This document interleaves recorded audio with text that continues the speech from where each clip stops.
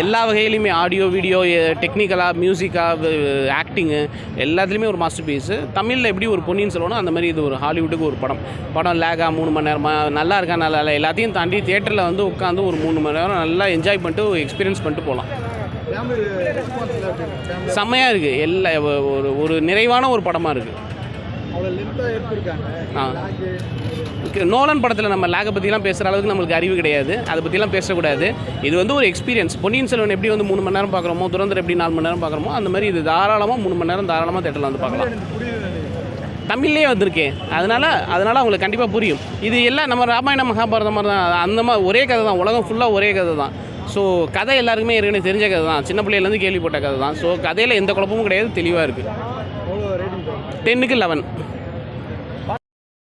BGMs அதெல்லாம் தான் வந்து இதே சூப்பராக இருந்துச்சு. அதுக்கெல்லாம் வந்து எந்த ஒரு குறையே இல்லாத மாதிரி சூப்பராக பண்ணி வச்சுருந்தது. ஃபைட்டிங்லாம் எப்படி கொண்டு போயிருக்காங்க? ஃபைட்டிங்லாம் பக்காவாக இருந்துச்சு. சில இடத்துலலாம் அந்த டைட்டன்ஸ்லாம் வந்து ஃபைட் பண்ணுறது, அந்த ஒத்தக்கன் ராட்சசன்லாம் வந்து இது பண்ணுறது, அதெல்லாம் சூப்பராக இருந்துச்சு. நோலன் படம் இதுக்கு ஆல்ரெடி முன்னாடி பார்த்துருக்கீங்களா? ஃப்ரெண்ட்ஸ் கூட ஒரு பார்த்துருக்கேன், அவ்வளோதான். அவ்வளோலாம் இல்லை, அவ்வளோலாம் நான் பார்த்ததில்ல. இந்த படம் மட்டும்தான் நான் பார்க்கணுன்னு ஆசைப்பட்டு வந்தேன். அதுக்கேற்ற மாதிரி சூப்பராக இருந்துச்சு. விஎஃப்எக்ஸ்லாம் எப்படி இருக்குது?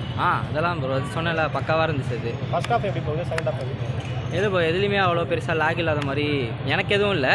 அப்படியே சூப்பராக போச்சு. அப்படி ஓவரால் ரேட்டிங் நான் தருவேன். அதான் ப்ரோ 9 தரலாம். 3 ஹவர்ஸ் படம். அதில் எதனா நம்மளுக்கு போர் அடிக்கிற மாதிரி இருக்கா? இல்லை, எனக்கு எதுவும் அந்த மாதிரிலாம் எதுவும் இல்லை. சூப்பராக போச்சு. எனக்கு போர் அடித்த மாதிரி என்னடா இது அப்படின்ற மாதிரிலாம் இல்லை, சூப்பராக போச்சு. ஃபுல் அண்ட் ஃபுல் அந்த ஐமேக்ஸ் 70mm அந்த இதில் தான் ப்ரைஸ் இது பண்ணியிருக்காங்க. ஆமாம், நார்மல் ஸ்க்ரீனில் 2D இப்படி பார்க்குறப்ப நார்மல் ஸ்க்ரீனிங் நல்லா தான் இருக்குது. அந்த அளவுக்கு குறை சொல்கிற மாதிரிலாம் இல்லை. அந்த சவுண்ட் எஃபெக்ட் எல்லாமே உங்களுக்கு கரெக்டாக இருக்குது. படத்தில் பிடிச்ச சீன்லாம் எது சொல்லுங்கள்? அதான் அந்த நார்மல் லாஸ்ட்டில் வந்து ஒடிசி வந்து யாராலையும் பண்ண முடியாது. அந்த வில்ல இந்த கோத்து அது இது பண்ணுவார், அது சூப்பராக இருந்துச்சு. மற்றபடி படம் சூப்பராக இருந்துச்சு. ஆனால் லாஸ்ட் கிளைமேக்ஸில் எடுத்துட்டாங்க, ட்ராக் பண்ணிட்டாங்க. அது நல்லா இருந்துச்சு. வேறு என்ன ஸ்டோரி, என்ன ஒன்லைன் ஸ்டோரி? ஃபாஸ்ட்டாக ஃபுல்லாக இது வந்து ஸ்லோவாக தான் போகும். ஆனால் வந்து இது நல்லா ஒரு ஏன்ஷண்ட் க்ரீக் மித்தாலஜி பற்றி ஒரு ஸ்டோரி. நல்லா சூப்பராக இருக்கும், பாருங்கள். 3 ஹவர்ஸ் படம் போர் அடிக்குதா? லேக் எதுனா இருக்கா? நடுவில் எதிர்பார்க்கலாம், லேக் எதிர்பார்க்கலாம். ஆனால் வந்து அப்பப்போ கனெக்ஷன் இருக்கும், நல்லா இருக்கும். ஃபேமிலி அடிச்சா பார்க்கலாமா இல்லை யங்ஸ்டர்ஸாக பார்க்கலாம்? எல்லோரும் பார்க்கலாம், நல்லாயிருக்கும். அவ்வளோ மாதிரிலாம் இருக்காது. க்ரீக் மித்தாலஜி தெரிஞ்சிருக்கவங்களும் ரொம்ப இன்ட்ரெஸ்டிங்காக இருக்கும், ரொம்ப பிடிச்சிருக்கும். அவ்வளோ, தேங்க்யூ.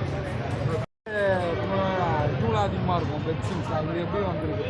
எல்லாமே நல்லா தான் இருக்குது. எல்லாமே 3 ஹவர்ஸ் எதனா லேக் இருக்கா? லேகே சுத்தமாக இருக்கும். நல்லா இன்ட்ரெஸ்டிங்காக, நல்லா இன்ட்ரெஸ்டிங்காக தான். தமிழில் பார்த்தீங்கன்னா இங்கிலீஷில் தான் ப்ரோ. இங்கிலீஷ் நல்லா இருக்கு. நல்லா இருக்கு. ஃபேமிலி அடிச்சா பார்க்கும்போது என்ன ஃபேமிலியாக பார்க்கணும். ஃபேமிலியாக பார்க்கலாம். எவ்வளோ ரேட்டிங் ப்ரோ படம்?